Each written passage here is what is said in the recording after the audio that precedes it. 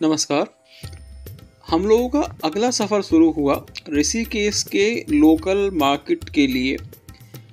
हम लोगों ने ऋषिकेश में त्रिवेणी घाट की आरती और माँ कुंजापुरी के दर्शन, नीलकंठ महाराज के दर्शन किए और उनकी वीडियोस डिस्क्रिप्शन में जो लिंक दिया है चैनल का, वहाँ पर आपको मिल जाएंगी। ऋषिकेश के बाजार की ये यात्रा हमने जानकी पुल से शुरू की और जानकी पुल से होते हुए हम लोग राम झूला तक पहुँचे, जिसमें हमने वहाँ का लोकल मार्केट, दुकानें, होटल, रेस्टोरेंट्स और चोटी वाला रेस्टोरेंट का रिव्यू भी कवर किया। एज़ यूजुअल ऋषिकेश में आपको इवनिंग के टाइम पर अगर आप निकलते हैं तो हमेशा ट्रैफिक मिलता है। तो वही जानकी ब्रिज पे पहुंचने से पहले हमें कुछ लोकल ट्रैफिक का सामना करना पड़ा। तो ये कुछ समय के बाद हम लोग जानकी ब्रिज तक पहुंचे। ये आप देख रहे हैं, ये उसका मुख्य द्वार है जो आपको जानकी ब्रिज से प्रारंभ में मिल जाता है और यहाँ से ही जानकी ब्रिज आपका शुरू होता है। माता जानकी ब्रिज या जानकी सेतु पर जब आप चलते हैं तो आपको टू व्हीलर्स का सामना करना पड़ जाता है, क्योंकि यहाँ पर समस्या ये है कि यहाँ पर टू व्हीलर्स का चलना अलाउड है। इसमें कुछ लेन ऐसी बनी हुई है जिसमें सिर्फ टू व्हीलर्स चलते हैं और एक लेन ऐसी बनी है बीच में जिसमें आप पैदल यात्रा कर सकते हैं। तो हम लोगों ने भी टू व्हीलर से बचते बचाते इस पुल की यात्रा संपूर्ण की। इस पुल पर सबसे अच्छी बात यह है कि आपको बहुत अच्छे दृश्य देखने को मिल जाते हैं। यहाँ पर अच्छा खासा रश आपको मिलता है हर समय जब भी आप आते हैं। और अभी आगे चल के आपको हम दिखाएंगे कि यहाँ पर जो सबसे अच्छी बात यह है कि हनुमान जी की प्रतिमा ऊपर पुल पे बनी हुई है, जो बड़े आकर्षण केंद्र बनी रहती है। ये यहाँ का सेल्फी पॉइंट है जो जानकी ब्रिज या जानकी सेतु से इनिशियल जब स्टार्ट होता है तो वहाँ पर बना हुआ है। काफ़ी लोग वहाँ पर सेल्फी वगैरह लेते भी हैं। तो ये ब्रिज जो है ये आपको एक गंगा के एक किनारे से दूसरे किनारे तक लेके जाता है। और अगर आपको बाज़ार में शॉपिंग करनी है तो ये ब्रिज एक अच्छा रास्ता है आपको बाज़ार तक पहुंचाने के लिए, क्योंकि जो पूरा मार्केट है वो पूरा मार्केट जानकी सेतु से लेकर राम सेतु तक पूरा फैला हुआ है। वैसे तो मार्केट और भी ऋषिकेश में बने हुए हैं, लेकिन जो मेन मार्केट है और मेजर मार्केट्स हैं वो आपको यहीं पर मिल जाते हैं। भीड़ काफ़ी होने की वजह से चलने में काफ़ी दिक्कत का सामना हमें करना पड़ा। और ये आप देख सकते हैं कितना ट्रैफिक इवनिंग के टाइम पर यहाँ पर आता है। पैदल जाने वाले लोग भी काफ़ी हैं और उसी के साथ में जो टू व्हीलर्स हैं उनके जाने वाला और आने वाला रास्ता भी फुल चल रहा है। तो ये एक बड़ी समस्या यहाँ पर है जो ट्रैफिक की आपको हर समय मिलेगी। लेकिन सबसे अच्छी बात ये है कि आपको जो पुल के नज़ारे दिखाई देते हैं वो बहुत अच्छे दिखाई देते हैं। अगर मॉर्निंग के टाइम पे आते हो तो मॉर्निंग के टाइम पे आपको गंगा नदी का पूरा दृश्य आपको दिखाई देगा और उसी के साथ में आपको जो आगे मैं आपको दिखाऊंगा हनुमान जी की प्रतिमा जो आप देख पा रहे होंगे सामने, बहुत लाइट व्यू अभी आ रहा है क्योंकि हम काफ़ी दूरी पर हैं। तो ये हनुमान जी की जो प्रतिमा सामने पेंटेड है, जिसको पेंट किया गया है, ये दिन में जब आप देखेंगे तो बहुत अच्छा नज़ारा उसका दिखाई देता है। अभी आगे आपको हम पास से इसको दिखाएंगे तो बहुत प्यारा व्यू आता है हनुमान जी की इस पेंटिंग का। ये आप देखिए, मतलब ये रात के समय में थोड़ा सा क्लियर नहीं है, लेकिन दिन में अगर आप आते हैं तो बहुत अच्छा व्यू होता है। ये पुल के अंदर का कुछ व्यू है जहाँ पर बहुत अच्छी पेंटिंग की गई हैं।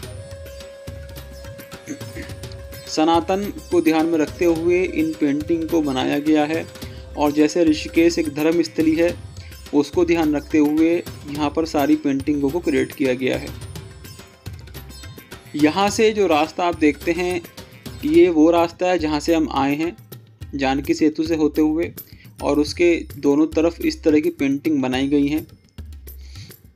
और ये रास्ता दूसरी तरफ जाता है ऋषिकेश के। और अगर आपको मार्केट में जाना है तो आपको जो आप जानकी सेतु क्रॉस करते हैं तो उसके उल्टे हाथ की तरफ बढ़ना होता है। तो हम लोगों ने भी उल्टे हाथ की तरफ मार्केट की तरफ आगे बढ़ना शुरू किया। ये लोकल मार्केट है जो आपको जानकी सेतु और राम सेतु के बीच में मिल जाता है।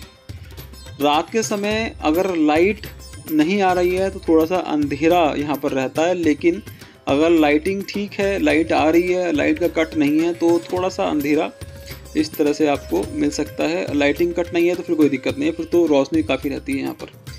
तो यहाँ पर जब आप चलते हैं तो आपको उल्टे हाथ पर गंगा रिवर मिलती है, जो गंगा रिवर फ्लो कर रही है। ये आप देखिए पूरा जानकी सेतु का एक व्यू है और नीचे गंगा माता का प्रवाह, और इस रास्ते के दोनों तरफ आपको दुकानें मिल जाती हैं। इस तरह से लोग नाइट व्यू का यहाँ पर आनंद लेते हैं। गंगा के किनारे आकर इस तरह के बड़े बड़े घाट आपको यहाँ पर मिल जाते हैं।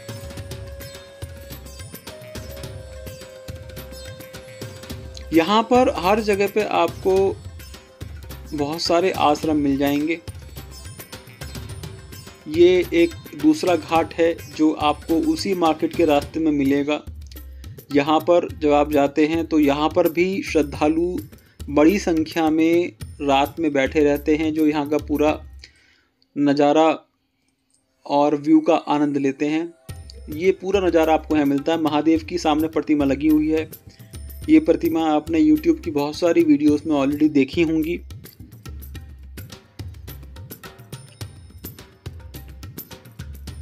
और इसी तरह से सामने भी आप देखेंगे तो सामने भी आपको एक आश्रम मिल जाता है।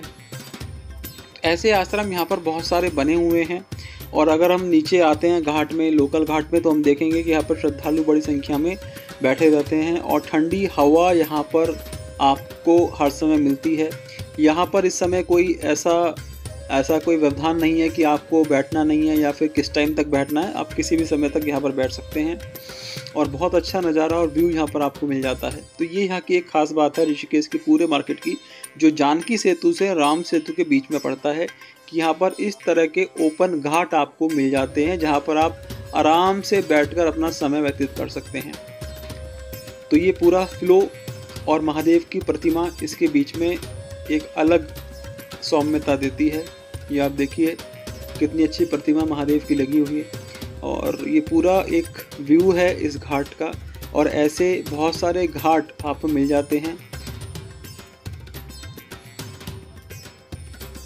इसके बाद हम लोगों ने अपनी यात्रा को आगे कंटिन्यू किया और आगे चलने के बाद कुछ और दुकानें हम लोगों ने देखी और उनको एक्सप्लोर किया। जैसे कुछ शॉपिंग बच्चों को करनी थी तो उन्होंने कुछ दुकानों पर रुक के सामानों को खरीदा। यहाँ पर मेजरली आपको जूट के सामान, जूट के बैग और आर्टिफिशियल ज्वेलरी और जो वस्तुएं, सामग्री जो पूजा में आप यूज़ करते हैं, उस तरह का सामान आपको यहाँ पर बहुत बड़ी मात्रा में मिल जाता है और बहुत ईज़िली सुलभ है, सस्ते दाम पर आपको यहाँ पर मिल जाता है। जो पूजा की सामग्री आपको अपने लोकल मार्केट में नहीं मिल पाएगी वो आपको यहाँ पर ईज़िली मिल जाएगी। तो यहाँ पर हमने देखा कि बहुत सारी दुकानें हैं जहाँ पर जो एक लोकल पूजा की दुकानों में सामान जो मिलता है वो और अच्छे कैटेगरी में और अच्छी वैरायटी में आपको यहाँ पर ईज़िली मिल जाता है। तो बहुत सारी चीज़ें ऐसी हैं जो हमने भी यहाँ पर देखी, परचेज़ की। जैसे कुछ आर्टिफिशियल ज्वेलरी जो रिलेटेड हैं पूजा से लेकर या पूजा सामग्री से लेकर, या फिर और कोई ऐसा सामान जो पूजा से रिलेटिंग है वो हमने देखा।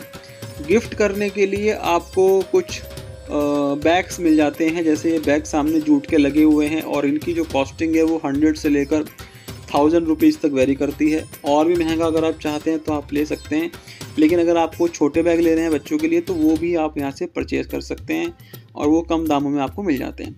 तो इस तरह की दुकानें यहाँ पर बहुत सारी आपको मिल जाएंगी। ये जो बैग अभी हम लोगों ने देखा है इसकी कॉस्टिंग 100 रुपये से स्टार्ट है लगभग, छोटे बैग की कॉस्टिंग।